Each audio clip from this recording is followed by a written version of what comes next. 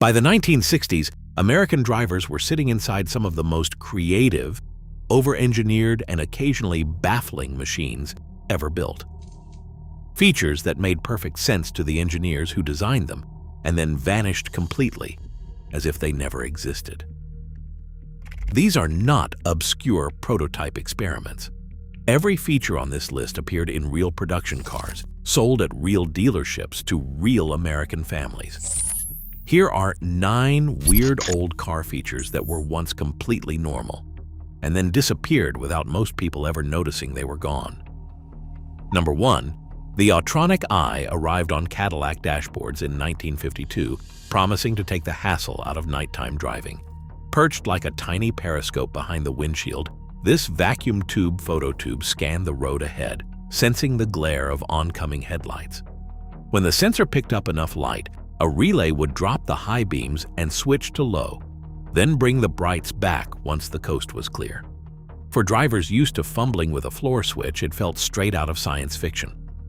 General Motors' own engineers, led by Charles E. Parker and John A. Miller, called it a leap forward in safety. The system was not cheap, about $45 extra, or $460 in today's dollars, and nearly 180,000 cars rolled out of showrooms with the option. But the autronic eye was never perfect. Owners reported the dimmer blinking at dusk or getting confused by street lamps. Warranty claims hovered around 2.3%, and General Motors issued bulletins urging mechanics to tweak the bias resistor for better reliability. By 1965, solid-state sensors were on the horizon, and the cost of the old vacuum tube setup was hard to justify. The autronic eye quietly vanished, replaced by a simple manual switch. Today's camera-based high-beam systems owe a clear debt to this early dash-mounted marvel. It is a reminder that the first wave of automotive automation was both dazzling and just a bit too soon for its own good. In second place, the 1974 seatbelt ignition interlock turned every morning commute into a showdown between safety and stubbornness. Federal law now required that the car's starter would stay silent unless both front seat belts were buckled, a bold move that landed with a thud in American driveways. Nearly 6 million new cars rolled off assembly lines with this system, wiring a simple relay from the belt latch to the ignition. The idea worked on paper. NHTSA measured a 41% jump in seatbelt use among drivers who otherwise ignored the straps. But frustration exploded almost overnight. Congressional hearings filled with stories of stalled engines, dead batteries, and owners stranded on hills. Letters poured into the New York Times, and mechanics across the country quietly sold bypass kits. So by the end of 1974, nearly 68% of owners had disabled the interlock. The final blow came in October when Congress voted 71-23 to repeal the rule, ending the experiment after less than 2 years. Today, seatbelt chimes and dashboard reminders carry the message, but the memory of the ignition interlock lingers as a lesson in how quickly a safety idea can backfire when drivers feel cornered. If you enjoy digging up the strange corners of American car history that nobody talks about anymore, hit subscribe now, because this list gets stranger from here. Third on our list, Chrysler's wrist twist steering from the 1957 Norseman concept car stands as one of Detroit's bold experiments in driver control. Instead of a steering wheel, the Norseman featured a cylindrical grip about the size of a rolling pin mounted to the column. A gentle twist of the wrist translated into steering input, with every half degree of wrist rotation moving the front wheels a full degree, all thanks to a hydraulic-powered rack hidden beneath the dash.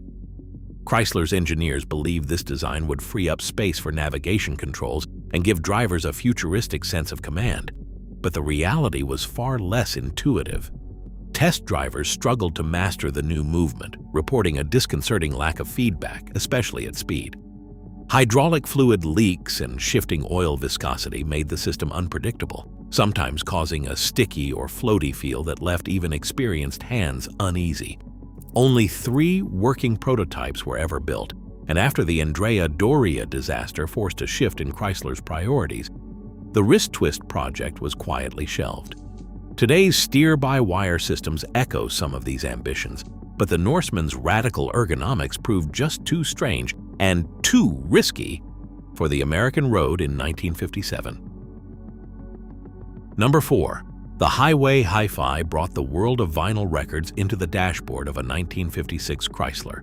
Columbia Records and Peter Goldmark, the same mind behind the LP, engineered a compact turntable that spun 7-inch discs at a leisurely 16 2/3 revolutions per minute. The idea sounded luxurious, up to 45 minutes of uninterrupted music, right from the dash. To fight the relentless vibration of American highways, Goldmark's team mounted the player on a 12-pound isolation cradle and designed ultra-fine grooves for the special records. Yet even with all that engineering, real-world roads proved merciless.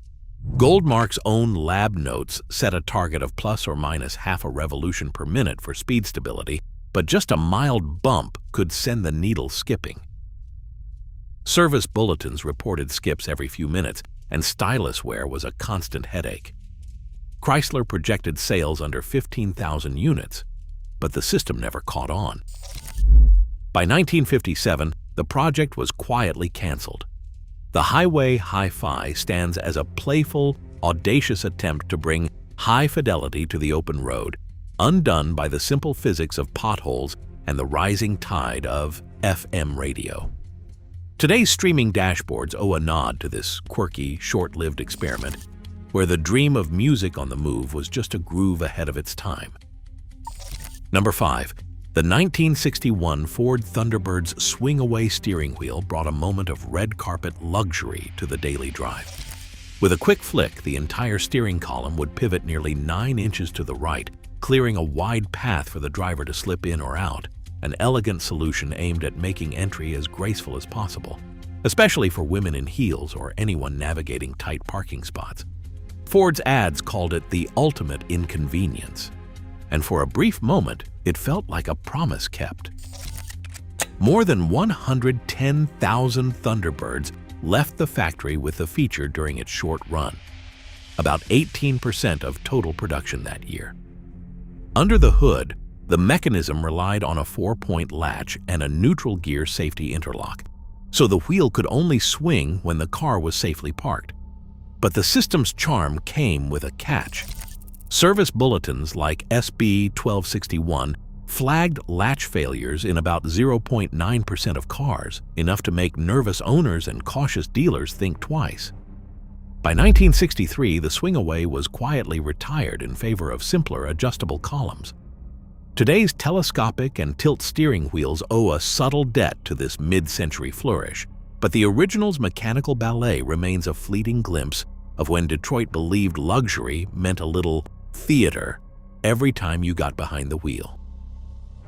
Cadillac's 1969 moisture-sensing automatic wipers promised a new level of hands-off convenience. The technology was its own undoing. Instead of relying on a timer or driver input, the system used a pair of exposed copper electrodes bonded to the lower edge of the windshield. When rainwater bridged the gap, the circuit closed, and the wipers swept into action, no switch required. For a brief moment, it felt like a leap forward. Drivers in coastal cities marveled at the wipers' uncanny timing, especially on misty mornings. But beneath that high-tech promise lurked a costly flaw. According to Cadillac's own technical service report 761C, electrode corrosion set in fast, especially in salt-laden air. Within 2 years, 7.4% of systems failed, resulting in an eye-watering $1.2 million in warranty claims by 1970, triple the original projection. Owners complained that heavy dew could trigger a dry wipe, while a light drizzle sometimes left the glass untouched. By the end of the 1971 model year, the system was quietly dropped. Today's rain-sensing wipers use sealed optical sensors, immune to corrosion and far more precise. But the first-generation struggle with the elements stands as a reminder. Even the smartest tech can be brought down by a little water in the wrong place. Number 7. The Tucker 48's reverse warning beeper arrived in 1948 as one of the earliest attempts to protect pedestrians from a car backing up. Tucked behind the rear bumper, this patented piezoelectric buzzer, documented in U.S. Patent 2,848,995, came alive the instant the transmission slipped into reverse. The sound was sharp, unmistakable, and at the time completely unheard of in American driveways. Preston Tucker's vision was clear: alert anyone behind the car before disaster could strike. Yet in an era when most drivers barely used turn signals, the idea seemed almost alien. Of the 51 Tucker 48s ever built, 42 retained their working beepers, and the press had a field day. Motor Magazine joked about a novelty that could frighten dogs, while the Chicago Tribune called it the first of its kind. Even the infamous 1949 fraud trial could not resist. Court transcripts showed defense attorneys arguing that the beeper anticipated future safety laws, a claim that would be vindicated decades later. By the 1970s, reverse beepers became standard on commercial vehicles, and today every new car sold in America features some form of backup warning.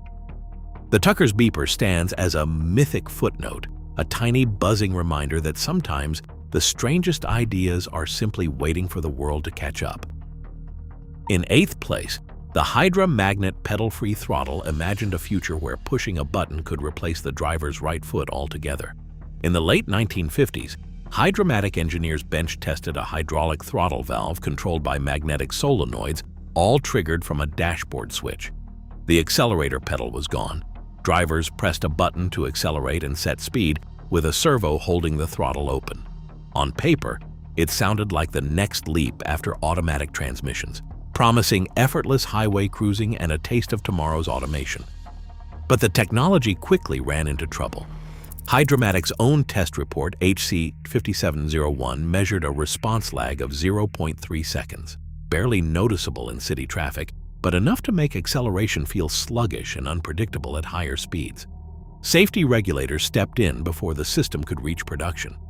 In 1960, the newly formed NHTSA issued a mechanical linkage advisory, insisting that every car must keep a direct, physical connection between the driver and the engine. Without that backup, engineers worried a single relay failure could leave a car stuck at speed with no way to slow down. The Hydra-magnet was shelved, and no production car ever left the factory with a pedal-free throttle. Yet the ambition behind it lives on. Today's drive-by-wire systems in electric cars echo the same dream, just with faster electronics and a reassuring foot pedal to keep drivers in the loop.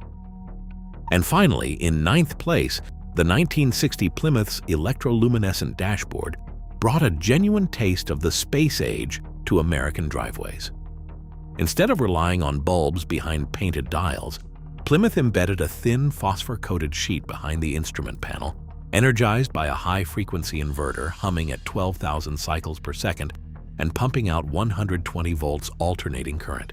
The result was a smooth, uniform blue-green glow that looked more like a science fiction control room than a mid-century sedan. About 250,000 cars from 1960 to 1964 left the factory with these panels, and for a while owners raved about the futuristic effect during night drives. But the magic came with a hidden cost. Service bulletins like SB P3060 and SB P4562 warned that after just 2,500 hours, the phosphor would fade or flicker, and the inverter's capacitor often failed. Nearly 17% of dashboards needed at least one repair in the first 3 years, and dealers charged $45 in labor just to swap the panel. Owner letters from the era recall the dash going dim after a rainy winter, leaving drivers squinting at ghostly needles in the dark. Yet even with its flaws, this glowing dash set the visual template for today's digital clusters, where OLED screens deliver colors and clarity the original engineers could only dream of. The electroluminescent dashboard stands as a fitting finale, a bold, beautiful experiment that glowed brightly, faded fast, but never truly disappeared from the automotive imagination. Across all 9 vanished features, one truth stands out. American engineers kept inventing the future, even when drivers weren't ready. From the 1960 Plymouth's glowing dashboard to pedal-free highway cruising, these weren't mistakes, they were blueprints. The weirdest old options weren't wrong, they were just ahead of their time. Subscribe for more forgotten automotive experiments.